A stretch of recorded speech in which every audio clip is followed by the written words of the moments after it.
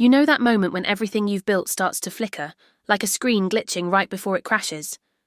That's how it hit me, standing there in our penthouse overlooking the fog rolling in from the bay.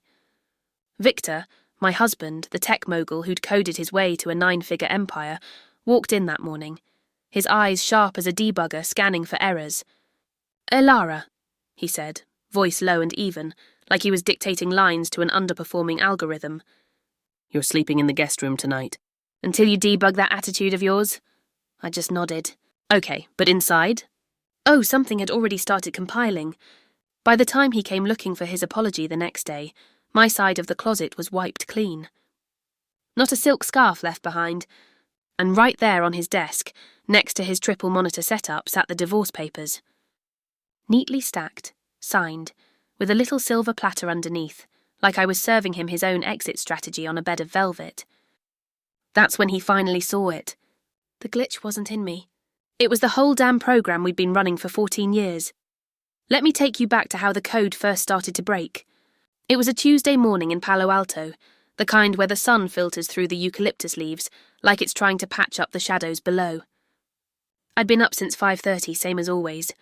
The penthouse was quiet, save for the low hum of the espresso machine and the distant whoosh of traffic on 101. Victor likes his coffee precise. 2 shots of that Valley roast, a whisper of almond milk, no foam because foam's just inefficiency. I measured it out like I was writing his morning script. 1 scoop, a dash, hit brew. While it gurgled to life, I moved to the ironing board in the walk-in closet. His vest for the gala tonight. Crisp lines, no creases that could throw off the optics. The dry cleaner always misses the shoulders, and Victor? He notices. Every pixel out of place. I stood there, steam rising in lazy curls, watching the first light creep over the hills towards Stanford. 14 years ago, I was the one chasing stories, sharp-eyed reporter for the Chronicle, digging into Silicon Valley's underbelly, the startups that promised to change the world, but left a trail of burned-out coders in their wake. Victor was just a founder then, all fire and late-night pitches in garages that smelled like solder and ambition. We met at a panel on ethical AI. I asked the tough question about data privacy. He shot back with that grin, the one that said, "Challenge accepted." 6 months later, we were married in Napa, under those same oak trees that now blurred in my morning view. Back then, his good girl after a long day felt like a shared victory. A nod to the team we'd built. Now, it landed like a syntax error. Small, overlooked, but stacking up. He padded in around 6:45, phone already glowing in his hand. Scrolling metrics, no doubt. Emails from VCs, pings from the board. He barely glanced up before saying, "Gala tonight. Hail Dynamics launch. You remember the players?" I nodded, folding the vest with a soft snap. Richard Lang prefers quantum talks over small talk. His wife collects vintage arcade games. Keep it light. He air-kissed my cheek, that quick brush of lips that hadn't warmed in years. Good girl. There it was again. The words hung in the air like a line of code waiting for execution. I smoothed the fabric one last time, feeling the heat from the iron seep into my palms. When had I stopped being the one debugging the story? When had I become the footnote? By 3 p.m, I was in the stylist's chair downtown, her hands weaving my hair into those approachable waves, Victor's term for anything that didn't scream disruptor. Soft enough to blend, structured enough to support his arm when the cameras flashed. On my lap, the guest list app open, notes pinned like metadata. CFO's partner hates crypto jokes. The venture lead's kid just got into MIT. I used to memorize sources for exposés like this. Now it was all for the perfect assist. My phone buzzed. Cara, my old editor from the paper. We used to grab dawn runs along the bay, trading headlines over black coffee. I let it go to voicemail. Swamped with prep, I'd say later. The truth? Explaining why I always ghosted right when she had time felt like admitting the glitch. In the closet, my fingers trailed over the sapphire gown, the one that made my skin glow like a live wire. I could hear Victor in my head. Blue's too bold. Makes you look like you're pitching your own round. I zipped into the charcoal he approved last week instead. Neutral, reliable. In the mirror, I practiced the smile. Not too wide, inviting but not insistent. The one that says, I'm the steady variable in his equation. If you've ever felt like that, like you're the glitch in your own life, flickering just out of focus, stick with me. Because that night at the gala, one overheard line of code cracked everything wide open. And trust me, the reboot, it's worth the crash. And as the fog thickened outside that penthouse window, I couldn't shake the feeling that the real storm was just booting up inside, waiting for the right command to run. The gala that night was Hail Dynamics' big reveal, their latest AI platform, the one Victor swore would revolutionize trust in the valley. The venue was that glass-walled wonder in downtown San Jose, all sleek lines and LED veins pulsing like a heartbeat under the skin. I arrived fashionably on cue, Victor's hand light on my elbow as we stepped through the velvet ropes. The air hummed with that electric buzz, champagne flutes clinking like notification chimes, laughter echoing off the high ceilings, and everywhere the low thrum of deals being whispered into smartwatches. I took my place at his side, the one I'd held for 14 years now, feeling the familiar weight of his expectations settle like a weighted algorithm, keeping everything balanced just so. Richard Lang was first up, the quantum investor with the salt and pepper beard and eyes that scanned rooms like radar. "Ilara!" he boomed, pulling me into a half-hug that smelled of scotch and circuit boards. "Tell me, your man's new toy going to keep my portfolio from quantum tunnelling into oblivion?" I laughed, light and easy, the way Victor liked, nothing too disruptive. "If it doesn't, I'll debug it myself." Victor's hand tightened fractionally on my back. Approval or a reminder? Hard to tell anymore. We moved through the crowd like that, me dropping just the right prompts, a nod to the CFO's wife about her Pac-Man collection. He'd kill for a high score on that. A quick pivot for the VC lead. "MIT's loss is our gain. Tell me about her robotics project." It was all code I'd run 100 times, seamless, invisible. That's when she slipped in. Leora Kane, 29 and glowing like she'd been rendered in high def, emerald sheath dress hugging her like a second skin, hair falling in that effortless cascade that screams, "I woke up like this," but with a stylist on speed dial. She was Victor's latest AI consultant, he'd said over breakfast. Family, even. Some distant cousin from his mum's side, fresh off a Stanford postgrad in machine learning. "Game changer," he'd called her that morning, eyes lighting up in a way they hadn't for my byline in years. She moved through the room like she owned the servers, pausing to air-kiss cheeks and drop buzzwords, neural nets, bias mitigation, that made heads nod like synchronized nodes. And then she was there, sliding into the space between us, with the casual grace of someone who'd already mapped the exits. "V," she said, her voice a soft ping, fingers brushing his sleeve like she was tweaking a variable. Victor's smile widened, that polished CEO beam he saves for keynotes. "Ilara, meet Leora. She's the one I told you about." No last name. No elaboration. Just that grin lingering a beat too long. She turned to me, eyes bright as cursor blinks. "Love the charcoal, timeless. Makes the whole room feel grounded. Grounded. Like I was the anchor keeping his ship from listing." We settled at our table, prime view of the stage where the demo screens flickered to life.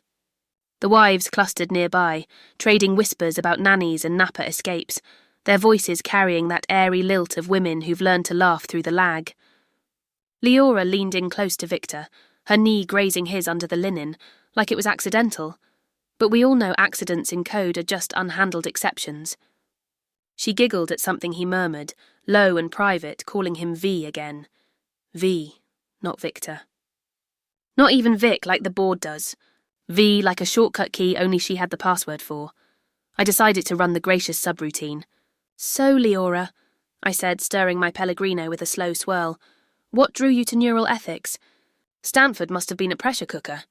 She tilted her head, that glossy wave shifting like a waveform. "Oh, the usual. Wanting to make sure the machines don't outsmart us before we outsmart ourselves." Charming. Vague. She answered like someone who loves the question more than the truth. Then, mid-sip of her rosé, she leaned across Victor, knuckles grazing his tie in that too familiar way, and said it. "You still get that killer view from the master suite? The one where the fog rolls in like a soft reset at dawn? You're so lucky. The guest room's got charm too, though. Cozy for when you need to recalibrate." My fork paused halfway to my mouth. The prawn on it suddenly felt heavy, the citrus glaze sharp on my tongue. I hadn't mentioned the penthouse layout to anyone, not in weeks, not since Victor's last late night at the lab. The table didn't shatter, but it might as well have. A hush rippled out, subtle as a dropped packet, wives glancing over their wine rims, the CFO clearing his throat into his napkin. Leora blinked, all innocence, like she'd just shared a weather update. What? V mentioned it once, said it's perfect for deep thinking. Victor laughed then, that boardroom chuckle designed to reroute tension. Ilara's our operations lead at home, keeps the whole system humming. But his eyes, they flicked to mine, sharp as a firewall alert. Under the table, his hand found my knee. Not a squeeze. A pinch. Quick, precise, like yanking a faulty wire. Years ago, I might have played it off, laughed along, blamed the wine. Tonight, it burned clean through. I excused myself with a murmur about powdering my nose, weaving through the crowd to the terrace doors. The cool air hit like a system flush, the fog curling up from the valley below, thick and indifferent. Leaning on the railing, I pulled up an old photo on my phone. Us in Napa, 14 years back, Victor's arm around me under those oaks, his eyes saying, "We're infinite." Infinite. What a buggy promise. The pinch throbbed faintly on my skin, a small mark from a man who thought he could edit me out of frame. But as the city lights blurred through the mist, something compiled in my chest.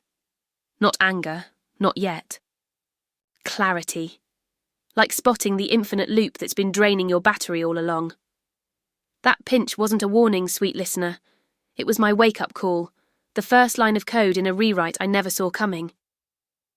Back inside, the gala lights felt too bright, too insistent, like a spotlight catching the frayed edges of a script that's been running too long without a refactor.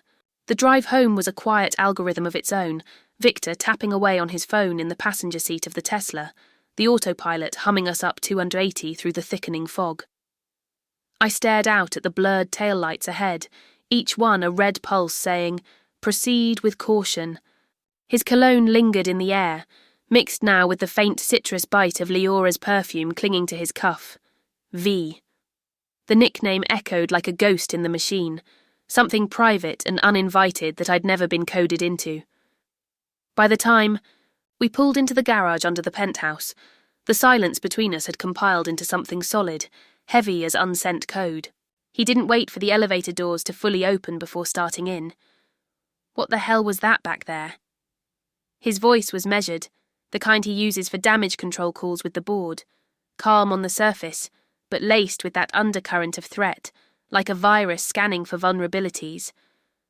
We stepped into the foyer, the marble cool under my heels, and I slipped them off right there, feeling the floor ground me. You know exactly what you did? Questioning Leora like that? In front of Lang? She's family, Ilara. An asset. Asset. There it was, the word he'd started using for everything, for me too, in those late-night strategy sessions where I'd become the operations lead instead of the partner. I hung my clutch on the hook by the door, the sapphire gown whispering against my skin as I moved. I was just curious, Victor, about the recalibration tips. My tone stayed even, a mirror of his, but inside the words tasted like static. He paced to the kitchen island, pouring a finger of scotch from the decanter that used to be a wedding gift from his folks. The ice clinked like a failed connection. Curious? Right. You've been glitchy lately, distracted off script. Until you debug that attitude, you're out of the master suite. Guest room. Tonight. We can revisit when you're running clean again. Guest room. The words landed soft, but they might as well have been a hard reset. 14 years in that king bed, syncing our breaths like faulty clocks, and now, demoted to the spare code. I met his eyes over the rim of his glass, seeing the flicker there, not regret, just calculation. Wondering how long it'd take me to compile an apology. Okay, I said simply, letting the syllable hang like a single line of uncommitted code. His brow furrowed, thrown by the lack of pushback. He wanted the argument, the variable to tweak. I gave him nothing, just turned and walked down the hall, the gown trailing like a deleted thread. The guest room door creaked open on well-oiled hinges, the space unchanged since my last out-of-town relative crashed here. Lavender diffuser humming. Faintly on the nightstand, the queen bed made up in that crisp white duvet that always felt a little too starched. I didn't bother changing, just sank onto the edge, the mattress dipping under me like it was testing its own springs. The window overlooked the same bay view as the master, but softer here, filtered through gauzy curtains that let in the fog without the glare. For the first time in years, the silence wasn't drowned out by Victor's white noise app or the distant click of his keyboard. Just the low murmur of the city below, tires on wet pavement, a far-off foghorn calling ships home. I reached for the IT drawer, pulling out that old moleskin I'd tucked away ages ago. Black cover, edges frayed from my reporter days, when I'd fill pages with leads and lies waiting to unravel. Tonight it felt like picking up a forgotten IDE. I flipped it open, pen hovering for a beat, then let it flow. Not a rant, a list. My assets, the ones I'd let gather digital dust while debugging his empire. Kara, old editor, still runs marathons and never goes back. My byline clips from the Chronicle, buried in a cloud drive but sharp as ever. The network of sources I built chasing Valley scandals, women who'd whispered about NDAs and non-competes over encrypted calls. And deeper, the stories I hadn't chased yet, the ones about women like me glitching out of the margins. The pen scratched on, words spilling like unfiltered logs. Skills, investigative threading, pattern recognition, telling the truth when the algorithm says lie. It wasn't poetry, but it felt like reclaiming RAM, space I'd loaned out without a repayment plan. Around page 3, my phone lit up on the charger. Not Victor. Kara again, her text a simple, "Miss our runs, you okay?" I thumbed back. Foggy, but clearing. Then, on impulse, I opened the banking app we'd shared since Napa. Joint account. His domain, mostly, deposits from Hail Dynamics, withdrawals for business dev. But I'd set up that quiet alert years back, a little subroutine for anomalies. Tonight, curiosity, or was it that pinch still throbbing, made me tap deeper. One scroll through the statements, and there it was. Napa Inn, 3 nights last month. The same vineyard view suite where we'd honeymooned, toasting to infinite loops of us. Charged to the corporate card, labelled client retreat, but no client notes, no follow-up expense, just the room service tabs, Chardonnay for 2, late checkout. My thumb froze on the screen, the glow casting blue shadows across the duvet. V's voice from the gala echoed, "Recalibrate." Suddenly, the guest room didn't feel like punishment. It felt like quarantine, a safe space to run diagnostics. I closed the app, but the seed was planted, compiling in the dark, line by line. One tap, and the code started unravelling, pulling threads I hadn't even known were looped around my heart. That seed from the Napa charges. It didn't just sit there overnight. It took root, quietly forking into branches I hadn't mapped out yet, turning the guest room into my first real command centre. Morning came soft through the gauzy curtains, the kind of light that eases in without demanding an immediate compile. I woke to the fog lifting off the bay, leaving that crisp edge in the air, like the valley after a reset. Victor had already left for the office, his Tesla's hum fading down the drive around 6:45, same as clockwork. No note. No knock on the guest door to check my progress. Just the quiet echo of his absence, which felt less like a void and more like breathing room. I slipped into yoga pants and a faded Chronicle tee, the one from my early days, ink-stained, and soft from too many washes, and padded to the kitchen. Brewed my coffee black this time, no almond chaser, letting it scorch a little on purpose. The first sip burned, but it woke something up. A reminder. I used to like it this way. Strong, unfiltered. Over that mug, steam curling like question marks, I pulled up the moleskin again. Last night's list had grown in the margins, scribbled queries now. Track the transfers, cross-reference dates. It felt like slipping back into an old skin, the reporter's itch I'd archived when Victor's empire needed a co-pilot. By 8 a.m, I'd texted Kara. "Lunch? Got a story brewing." Her reply pinged back fast. "Finally, Embarcadero, noon. But first, the professional debug. I needed someone who spoke both legalese and ones and zeros. Riley Thorne, 50, sharp as a stack. Trace ex-Valley litigator, who'd traded boardrooms for a boutique firm in Menlo Park. We'd crossed paths at a privacy panel years back. She slipped me her card with a wink.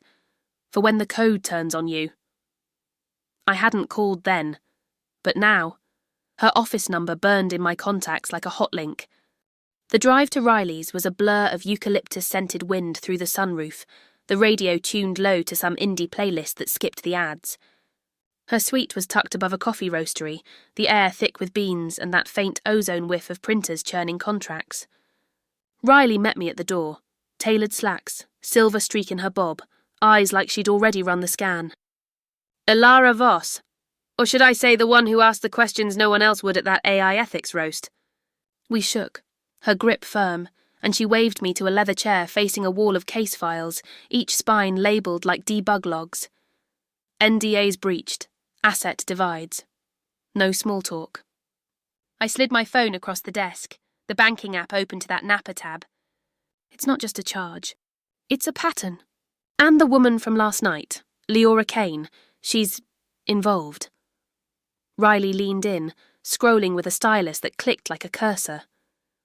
Her brows knit, then smoothed into that lawyer's focus, the one that says, I've seen this subroutine before. Joint account, huh? Classic. Let's fork it. She pulled up her terminal, fingers flying over keys, pulling statements, cross-referencing Hale Dynamics public filings.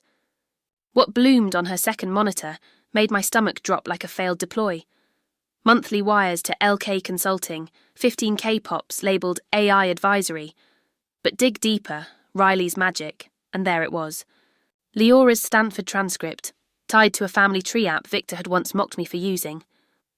Cousin, I whispered, the word tasting like rust. Distant, sure, but blood. The kind of betrayal that loops back on itself. No escape clause.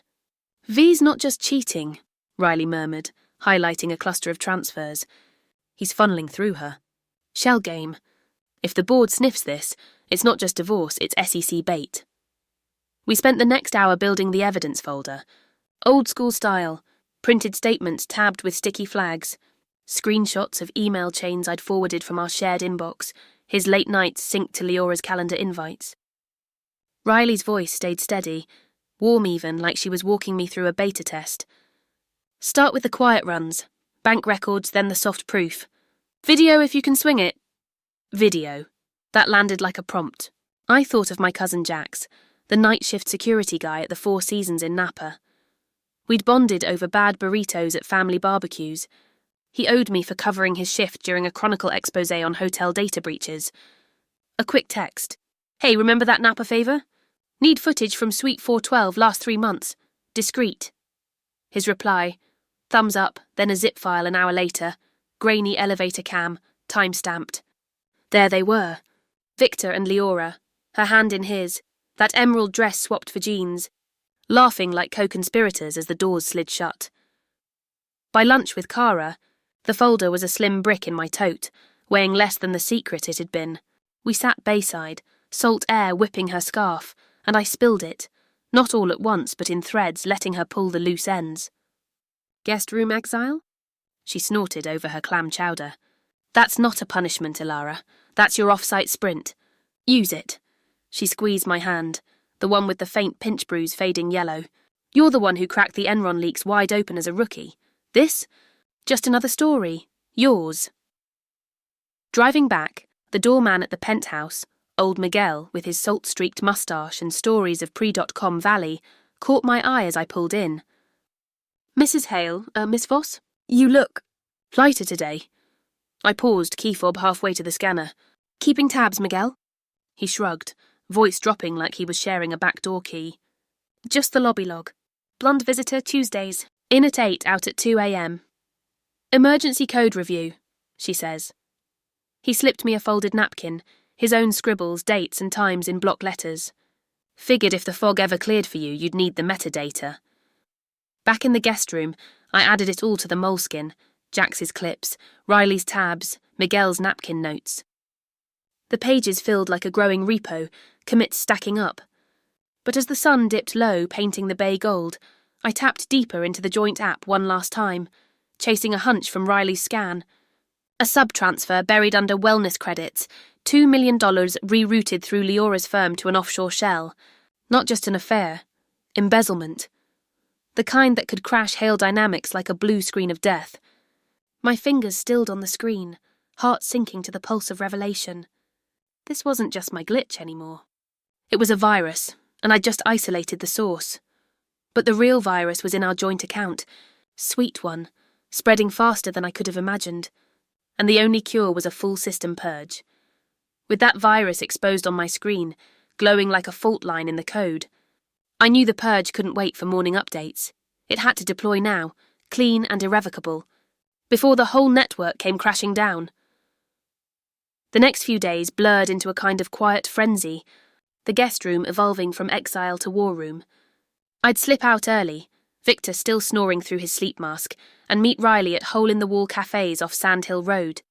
Places where the Wi-Fi was spotty, but the anonymity was thick as the espresso. We'd pore over the folder, her red pen slashing through like a compiler flagging errors. "This isn't just marital assets, Ilara," she'd say, voice dropping to that conspirator's hush over her latte. "It's corporate sabotage. Leora's shell? It's got Hale Dynamics IP fingerprints all over it, prototypes funneled out for her side gigs. If the board gets wind..." She trailed off, but I filled in the ellipsis. Scandal. SEC probes. The empire Victor built on trust algorithms, exposed as a house of mirrors. By Wednesday, the plan was locked in, a discreet extraction, Valley style. I reached out to Lena, a logistics whiz from my Chronicle days, who'd pivoted to executive reloads for burned-out founders. "Think of it as a data migration," I texted her, attaching the penthouse floor plan I'd sketched at 2 a.m, rooms marked like a repo tree, blues for my branches, X's for his dead code. She called back within the hour, her laugh warm through the line. "Ilara Voss, the scoop queen going incognito. Love it. We'll run it like a stealth deploy. Plain vans, no logos, timed to his gym ritual." "You got a safe harbour?" I did. The Four Seasons in San Francisco, a suite with bay views and locks that didn't ask questions. Paid with a new card Riley helped spin up under my maiden name, Voss, clean and unlinked. Thursday dawned with that pre-storm stillness, the fog hugging the hills like it was buffering for impact. Victor left at 6:50 sharp, gym bag slung over his shoulder, a quick running late board sink at noon tossed over his espresso. I waited until the elevator dinged shut, then texted Lena, "Deploy." The team arrived in waves, 2 movers in unmarked hoodies, rolling dollies disguised as AV carts. Miguel covering the lobby with a nod and a, "Flowers for the terrace, ma'am." Upstairs, it unfolded like a well-rehearsed script, the china from my grandmother's set, wrapped in bubble like fragile artifacts. My old leather-bound notebooks from the newsroom, spines cracked but stories intact. The sapphire ring she'd left me, tucked in a velvet box Victor had misplaced during one move. I slipped it on mid-pack, the stone cool against my knuckle, catching the light like a denied exception, blue and unyielding. In the study, Victor's sanctum, all glass and glowing screens, I knelt by the safe behind his oak desk. Combination, our Napa wedding date, of course. The bolt side open, spilling passports, deeds, that prenup thick as a user manual. I snapped photos, quick and clinical, then deeper in, the letters I'd written him post-honeymoon, full of raw code about building something unbreakable. Dust on the envelopes unopened. Verdict rendered.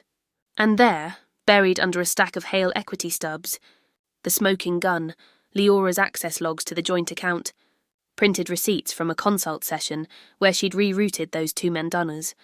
Not just funneled, hacked. Her fingerprints on the back door, Victor's sign-off like a commit message, optimise for liquidity. My breath caught a glitch in my own chest. This wasn't side-piece drama. It was a heist, and I'd just reverse-engineered the blueprint. I bundled it all, docs, ring, a slim drive with Jax's footage, and reset the combo to something new, random, mine. The movers wrapped the last crate, books, mostly my anchors, and Lena's final text pinged, "Migration complete. Assets secured." By 10 a.m, the penthouse echoed empty, spaces yawning like deleted files. I lingered in the master suite one beat, running my hand over the duvet where we'd once tangled like untested betas. No tears, just a soft exhale. Then, on Victor's desk, polished teak, still warm from his morning coffee ring, I arranged the purge. Divorce papers front and centre, stamped and sealed, fanned just so the asset split glowed in bold, 60-40 my way, per Riley's math. Forensic report beside it, tabbed to the 2 metals trail, Leora's logs highlighted like error flags. And centred on a silver platter, pulled from the sideboard, the one we'd used for his pitch dinners, a single card. Reboot initiated. Ain't no rage, just precision. I snapped a photo from the doorway, record, not revenge, then flicked off the lights. The elevator ride down felt like ejection, the mirrored walls reflecting a woman in jeans and resolve, sapphire winking back. Victor beat me home by an hour, his early out text a courtesy ping at 4 p.m. I watched from the lobby cam on Lena's feed, heart steady as a loop counter. Garage door up, Tesla gliding in, then the penthouse alert blaring on his phone. Footsteps. Upstairs frantic at first, drawers yanking, closet doors banging like failed queries. Then silence, the kind that follows a stack overflow. I slipped in through the service entrance, Miguel's wink my all clear, and positioned in the study doorway. Mug of tea in hand, steam rising slow. When he burst in, tie askew, face flushed. Like a thermal scan gone hot, his eyes locked on the platter first. "What? The actual fuck, Alara?" I set the mug down, deliberate, the porcelain clicking soft against the wood. "Relocation complete, Victor. My assets are in cold storage now, climate-controlled, fully backed up." He blinked, chest heaving like a server farm under load, hands flexing at his sides as if grasping for a mouse that wasn't there. "You can't, you stole half the goddamn place? The books? The safe? This is our property. Mine." His voice cracked on the last, that CEO Polish fracturing into something raw, desperate. I stepped closer, close enough to smell the gym sweat under his cologne. Hours, until the papers say different. And they do. Every removal documented, every item marital. You taught me that. Optimize for what's yours. He paced then, the rug muffling his steps like buffered output, eyes darting to the report. Glitchy doesn't begin to cover this. Humiliating me? After everything? Lang's already texting. Heard about the domestic deploy? His laugh was bitter, a forced exception. "You'll regret this. I'll bury you in lawyers by dawn. Every VC in the valley owes me." I tilted my head, watching him unravel like a bad pull request. "Regret? No. But you might want to reroute that retainer fund for the criminal side." He froze mid-stride, colour draining fast as a buffer flush. "What the—" Perfect cue. My phone buzzed on the desk. Riley, speaker mode, her voice cutting through crisp as a terminal bell. "Ilara, assume you're with him. Victor Hale speaking." He lunged for it, posture snapping back to alpha mode, that false confidence he deploys like a VPN. "Riley, whatever poison she's fed you, I'm not her employee. This is marital noise." She cut him off, smooth as a kill switch. "And she's not your variable anymore. Papers filed. But that's the appetizer. We've looped in the board. Anonymous tip. Full audit trail. That 2 mil to reroute through LK Consulting. Leora's logs make it a slam dunk. Embezzlement, Victor. With a family twist." His hand trembled on the phone, face going the grey of a crashed interface. "Absurd. Business optimization. Leora's under contract, cousin or not." Riley's chuckle was dry, almost kind. "Then produce the deliverables. Board meets Monday. We've got witnesses too. Jack's at the Four Seasons, Miguel's logs, and forensics on your court card. No negotiating that firewall." The line went dead, leaving the room in that thick post-crash quiet. Victor handed back the phone, fingers unsteady, sinking into his chair like a deflated kernel. You think this makes you the disruptor? You've torched everything. My rep, the company, Hail dynamics was infinite. I leaned on the desk, sapphire ring catching the late light, voice steady as a commit. Infinite? That's the bug, Victor. You built it on sand, secrets, shells, me as the silent subroutine. I didn't torch it. I just traced the leak. He looked up, eyes wet now, anger dissolving into that hollow desperation I'd seen in sources facing the byline. Ilara, please. Be reasonable. We can roll back this. For Napa. For us. The plea hung, fragile as unpatched code. I picked up my tote, the weight of the drive inside a quiet anchor. Reasonable was me ironing your vests at dawn, smiling through the glitches. This is the upgrade. He half rose, hand out like a handshake gone wrong. You're making a mistake. You'll boot back, crawling when the fog clears. I paused at the door, city lights flickering through the blinds like distant servers winking online. No, sweet Fee, the mistake was thinking every thread loops back to you. And then the twist, the one I'd held like an ace in the stack. Oh, and the board? They know about Leora, but they also got my reverse engineer, the patch to seal the leak. Your empire doesn't crash tonight, it survives, because I chose to deploy mercy, not malice.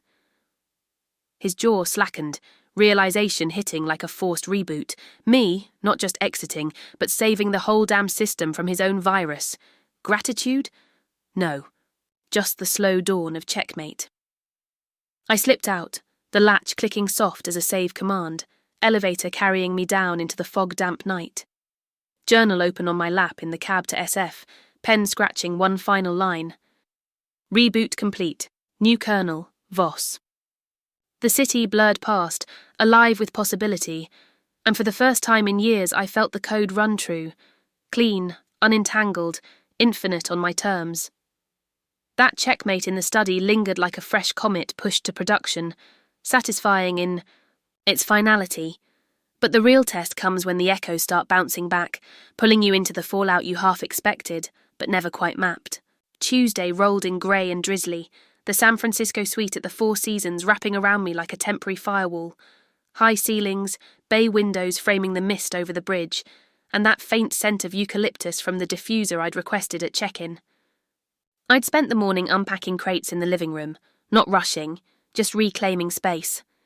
The grandmother's china on a sideboard, notebooks stacked by the desk like old allies reporting for duty. The sapphire ring caught the muted light. As I journaled over room service oatmeal, lines about the purge's afterglow, how the empty penthouse felt less like loss and more like pruned branches letting light through. Riley had texted updates, papers served, board audit greenlit with my anonymous patch attached. You're not just out, Ilara, she'd added. You're the unsung hero in their changelog. It warmed, that thought, mercy as strategy, not surrender. Around noon, as the rain tapped a soft rhythm on the glass, a knock shattered the quiet. Not the crisp rap of housekeeping, but uneven, hesitant, like code knocking on a port it wasn't sure was open. I crossed to the door, peering through the peephole. Leora, right there in the hallway, looking like a render gone wrong. Mascara streaked down her cheeks in black rivulets, that glossy hair from the gala now limp and rain-damp, clutched to her chest a sodden designer tote like it held her last lifeline. She shifted, glancing over her shoulder at the empty corridor, then knocked again, smaller this time, almost a plea, almost a car. I eased the door open a crack, chain still latched, the cool draft slipping in with her perfume. Citrus gone sour. Ilara? Her voice cracked, barely above the lobby hum below. Please, I didn't know where else. Up close, without the gala, filters, she looked younger than 29, eyes puffy, lips bit and raw, that emerald sheath swapped for jeans and a hoodie 2 sizes too big. Victor's, maybe. I unlatched the chain, stepping back to let her in, not out of pity but curiosity. What variable did she think I held now? She hovered by the window at first, dripping on the Persian rug, arms wrapped tight like she was buffering a crash. He cut me off. Everything. The accounts, the access. Said I violated the NDA, that it was my fault the board's sniffing around. A sob bubbled up, muffled into her sleeve. He promised January, showed me listings in Atherton, white picket fences, schools with robotics labs. Said we'd be equals, partners. I gestured to the armchair by the fireplace, the one with the throw blanket soft as a debug log, comfort without commitment. She sank into it, fumbling for a tissue from her bag, the bracelets on her wrist jingling like loose ends. Cartier, mine once. The blue leather one with the sapphire clasp, the kind Victor called too flashy for ops.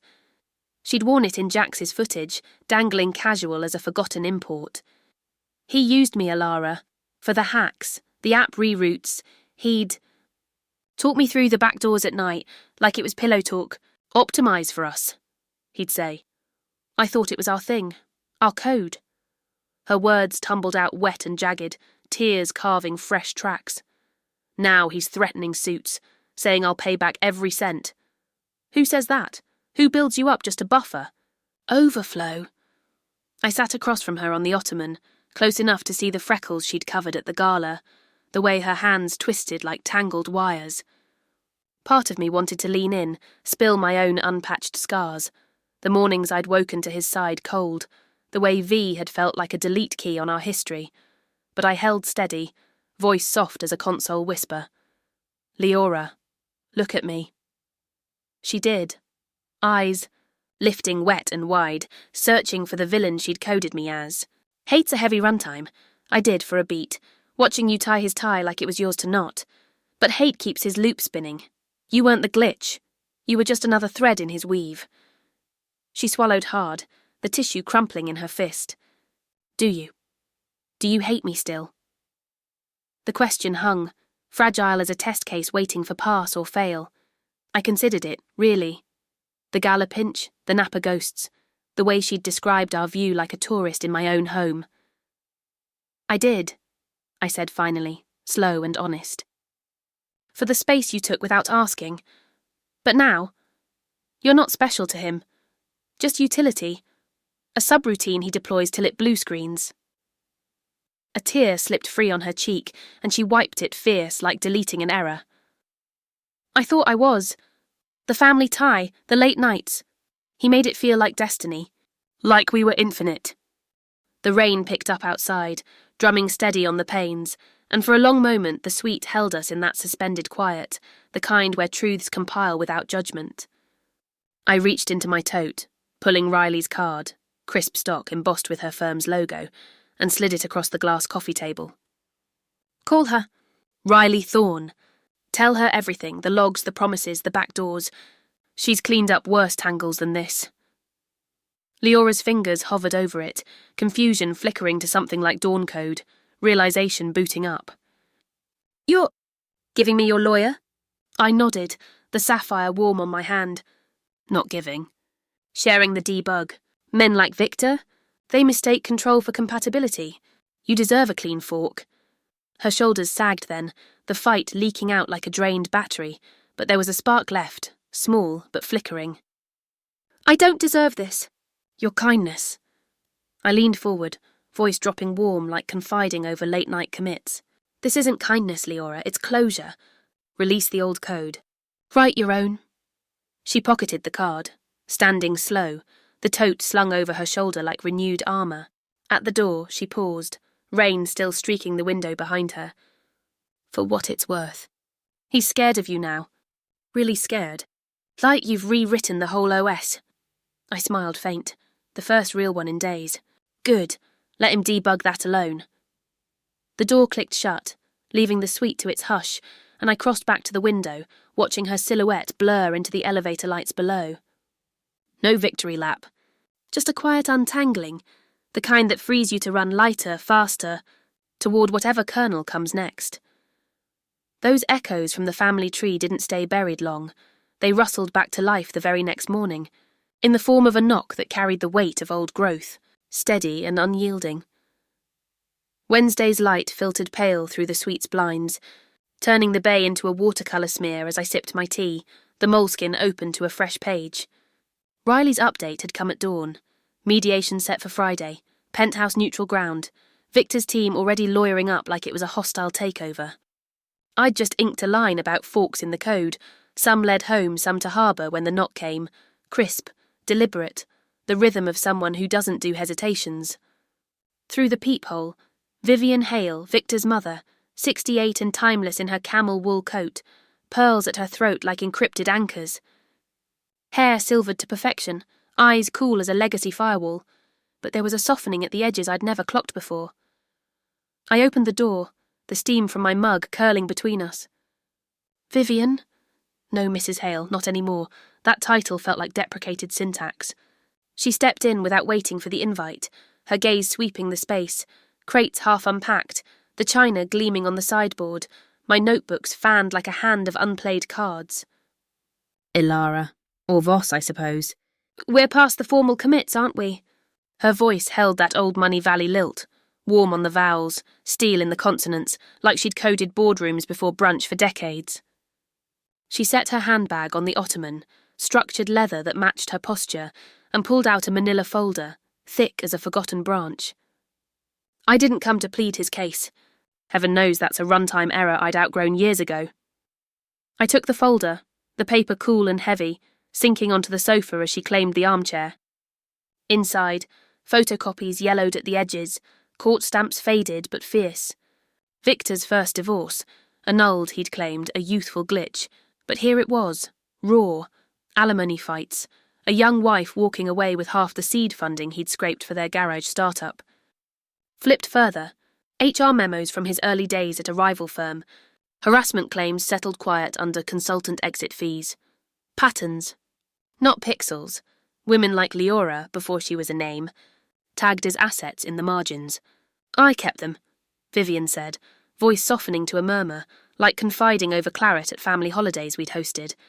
Told myself it was for protection. Backup files, you know. But really, I couldn't compile the courage to delete the proof of who he'd become. She sat back, posture easing for the first time, the iron in her spine giving just a fraction. His father was the charmer, talked circles around VCs, built Hale from nothing but hot air and hotter code. Victor got the ambition, the algorithms, but not the grace to let variables breathe. I coded silence too long, Ilara. Watched you smooth the edges at every gala, every glitch. Thought it was the family OS. Her eyes met mine then, clear and unguarded, the way a mentor shares a deprecated secret. Why now? Why me? I asked, folder heavy in my lap. She reached across, hand on mine, brief but firm, like passing a key fob. Because you're the first one who didn't just debug his errors. You rewrote the whole tree. And because you're the daughter I wished I'd guided better. Friday's mediation unfolded in the penthouse, like a final code review. Familiar walls now stripped bare. The study desk still bearing faint rings from my platter, air thick with lemon polish and the ozone of tension. Victor sat across the glass table, suit hanging looser than before, his lawyer a slick proxy fidgeting with tabs. Riley flanked me, her stylus ready like a scalpel. We started procedural, asset lists scrolling on a shared screen, valuations popping like error counts. Victor leaned in for the sentimental claims, the Napa wine rack he'd ignored, a sculpture from his first exit that he'd called Dust Magnet. Shared aesthetic, he insisted, voice edged with that old CEO clip. Part of our joint repo. Riley slid over an email chain, my counter ready. The one you labelled Trash It 2 Easters back. Donated, per your note. His jaw tightened, the proxy shifting like a bad merge. We carved through it all. Furniture forked, equities split, the prenup crumbling under Riley's forensics like outdated syntax. At one point, his side pushed for the notebooks. Marital contributions to Hale Ops. I met Victor's eyes across the table. Raw flicker there. Not the polished disruptor, but the man who'd once sketched infinite loops on napkins. Those are mine, I said quiet. Pre-you, pre-us. The stories stay with the storyteller. The mediator cleared his throat, but before he could buffer, Riley's phone buzzed, a board chair's direct line. She glanced, then slid it to me under the table. Anonymous patch deployed. Hale Dynamics thanks the Guardian. Empire intact. Victor caught the tail of it, colour draining anew. What? The mini-twist landed soft but sure, the board's quiet nod, my mercy coded in as the save. Not destruction, preservation. His empire spared by the woman he'd demoted to guest room. Vivian's folder had tipped the scales, her silence broken into strategy. As signatures dried, the penthouse felt smaller, echoes of our loops fading to white noise. Victor's voice followed me to the door, softer than I'd heard in years. "Ilara." I paused, hand on the knob, but didn't turn. "Run clean, Victor. The fog clears for everyone eventually." And with that, the latch clicked, another branch pruned, making room for roots that ran deeper, wider than any tree he'd tried to shade. Those roots, once pruned and replanted, didn't just take, they flourished, weaving a new network that stretched from the fog-shrouded bay all the way to horizons I'd only sketched in margins. 3 months later, the San Francisco courthouse steps gleamed under a winter sun that cut through the chill like a fresh deploy, turning the marble to warm gold. I stood there in the sapphire gown, the one Victor had dismissed as too bold for the backdrop, the fabric skimming my knees, alive against the beige tile and scuffed baseboards that had witnessed 1,000 such unlinks. Riley waited beside me, glasses perched low on her nose, a fresh stack of decrees tucked under her arm like a victory scroll. When the clerk called Voss versus Hale, we walked in together, the courtroom's hush wrapping around us soft as a final commit. The judge, a woman with a no-nonsense bun and eyes that had debugged more dramas than a Valley outage, skimmed the filings, then looked up at me. "Miss Voss, ready to finalise?" Her voice carried that quiet authority, the kind earned from years of passing pleas into precedents. "I am," I said, clear and sure, the words settling like a saved file. The formalities flowed quick, name restored, Ilara Voss, unhyphenated, unentangled, properties forked clean, the penthouse his to haunt alone, that 60-40 split sealing the assets with a gavel tap that echoed soft against my ribs. She stamped the last page, the ink blooming dark and decisive, then glanced my way with the smallest smile, the one prose share with survivors who've crossed the compile. "Congratulations. May this be your strongest runtime yet." Outside in the corridor, Riley pulled me into a hug, her laugh muffled against my shoulder. "We didn't just exit, Ilara. We authored the epilogue." She handed over the decree copy, then a bonus folder, settlement tabs, the board's quiet thank you note for the patch, and a forensic wrap on Leora's logs. "For your archives, that embezzle thread. It'll trail him like a long-tail echo." The penthouse key weighed heavy in my palm that afternoon as I let myself in one last time, rooms holding their breath different now. Post-storm, the study desk bare but for a faint outline where the Platter had rested. I wandered slow, pausing at the guest room window, the bay stretching out fog-free and vast. From a crate labelled Roots, I pulled my grandmother's fountain pen, smooth blue ink on crisp Voss stationery, and wrote the first line under my name alone. Colonel upgraded. Infinite on my terms. A week on, I signed the lease for a second-floor walk-up on Divisadero, Upper West Side's scrappy cousin, sunlight slanting honest through the blinds, paint still tacky in the corners. I pressed the plaque myself. Codebreak Consulting. Ilara Voss, founder. No gate-kept reception. Just a cosy nook with armchairs that invited unburdening, a round rug warming the floor, shelves groaning under more than decor, my notebooks, Riley's referrals, a beta app I'd mocked up for tracking marital metadata, quiet alerts for anomalies, journaling prompts to debug self-worth. The first client walked in Monday, a woman in a wool peacoat. Hands knotted till they ached, eyes saying she'd Googled Valley divorce hacks after a gala ghosting. "Saw your name in the Chronicle obit, for Hale's old life." She sank into the grey chair, voice threading out her story, the ops lead title that swallowed her art degree, the NDAs that silenced her side gigs. "How'd you know it was time?" she asked, staring at the rug's weave like it held the algorithm. "I didn't," I told her, leaning in warm like sharing over Bayside runs. I just knew staying meant more glitches than growth. We mapped her fork that hour, app set up for her accounts, a starter list of assets, her sketches, her network, her voice. By month's end, 12 more. Coders turned consultants, founders' wives finding their pitch, all women who'd buffered too long in someone else's loop. I kept tissues handy, a bowl of salted caramels by the door, small sweets to sweeten the brave. Between sessions I'd crack the window to the Broadway hum, bus brakes hissing, a street fiddler scraping strings off key, the city chorusing back to life. Month 6 brought a pale blue envelope to the office. No return stamp, just a Vermont postmark. Inside, a card with a sketched circuit board blooming into vines, Leora's hand, rounded and hopeful now. Elara, wanted you to know the fork took. Running a tiny AI ethics co-op up here, teaching coders to build without the back doors. Your card. Riley patched me clean. Turns out I'm better at open source than secrets. Tucked in. A photo.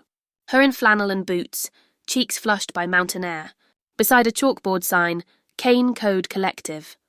On the back, he's Ethan, reads sci-fi. No suits, no shells. That's the upgrade. I didn't reply, didn't need to. Slipped it onto the shelf by a carved oak branch from Vivian. A quiet nod from the woman who'd pruned her own silence. Spring crept in stuttery. Sunny Mondays bleeding into misty Wednesdays. And the book launch hit like a soft release. Guest Room Reboot, subtitled Debugging Your Infinite Loop. The publisher booked the San Jose Gala Hall. Irony served velvet. The same glass walls where Leora's laugh had first pinged wrong. I said yes without a buffer. The lobby bloomed with lilies and low chatter, chairs in neat rows facing a stage stacked with my copies like fresh builds. Tessa, my part-time ops, the one who baked lemon bars for jitters, fussed the name tags, slipping me a caramel with a wink. For the nerves. Folks trickled in, women with guarded glows and notebooks at the ready, a scatter of allies in the back, men nodding for the sisters they'd forwarded it to. Vivian arrived on Miguel's arm, her camel swapped for navy silk, his moustache trimmed sharp in a borrowed blazer. Miss Voss, he murmured, squeezing my hand. Proud to log this one. Kara swept in next, arm linked with Riley, their laughter cutting the hum like a test pass. The room swelled with half-familiar faces, clients who'd forked clean, sources from my Chronicle days, even a bored whisperer who'd caught my patch wind. When it was time, I stepped up, mic warm in my palm, the sapphire gown catching the spots like live code. I read from the guest room chapter. The lamp flicked on at 3 a.m, window cracked to real air, journaling the first asset list under foglight. The crowd stilled, breaths held like paused renders. Q&A opened soft, a grey-streaked mom in cardigan rose. Any regrets in the rewrite? I thought of the pinch, the platter, the mercy deploy. Shook my head slow. Only that I didn't boot to guest mode sooner. That's where the real kernel lives, away from the noise. Compiling you. Applause rose warm, a few whoops threading through, and I let it settle like heat from a successful run. After, I signed stacks, listening as they spilled. A marketer who'd locked her accounts that week. A dev who'd journaled her glitches into a side hustle pitch. Vivian lingered last, folder long archived, but her nod saying more. You didn't just prune, Elara. You grafted strong. As the hall thinned, Miguel approached shy with his copy. To the lobby logger, I scrawled, then added, and the quiet firewall who saw it first. He chuckled, throat clearing. Miss Voss? Crowds buzzing past the bar. Your thread's viral. Packing up, the hall lights glowed softer, and I drifted to the terrace doors where the fog had once buffered my pinch.